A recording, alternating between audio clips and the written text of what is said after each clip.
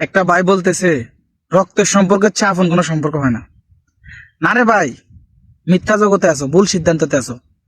দুনিয়াতে সবচেয়ে বড় সম্পর্ক হচ্ছে টাকা সম্পর্ক। আপনার টাকা যত বেশি, আপনার সম্পর্ক আত্মীয় স্বজন তত বেশি। এটার একটা উদাহরণ আমি আপনাকে বলি। চাচা, জেডা, খালু, মামা, ফুফা, যত কিছুই কন, টাকা থাকলে আপনারা পরিচয় দিব কিভাবে জানেন? টাকা থাকলে খালু বলবে এটা আমার আপন বাড়া ফোলা। কেউ যদি জিজ্ঞেস করে এটা কে, কব আমার আপন বাড়া ফোলা। চাচা কবে এটা আমার ভাতিজা, যদি টাকা থাকে। যারা কবে এটা আমার আপন ভাতিজা, আমার আপন ভাতিজা এটা, যদি আপনার থেকে টাকা থাকে।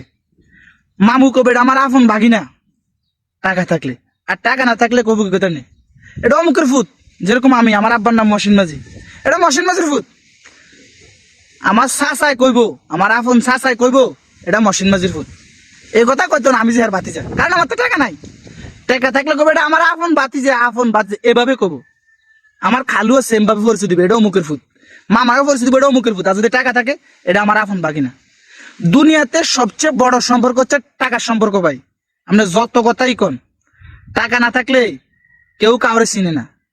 আপনার কাছে আজ টাকা আছে, আর কি আত্মীয় আর আত্মীয়, মানে এর জগতে আপনি দেখেন না, এর জগতে আপনি চিনেন না, কিন্তু হ্যাঁ দেখবেন। আপনার হোর বাড়ির আত্মীয়, নাহলে শাসার বাড়ির আত্মীয়, নাহলে ভাইয়ের বাড়ির আত্মীয়, মানে আত্মীয় শেষ নাই। বুঝছেন নি? এই হলো বাস্তব দুনিয়া ভাই।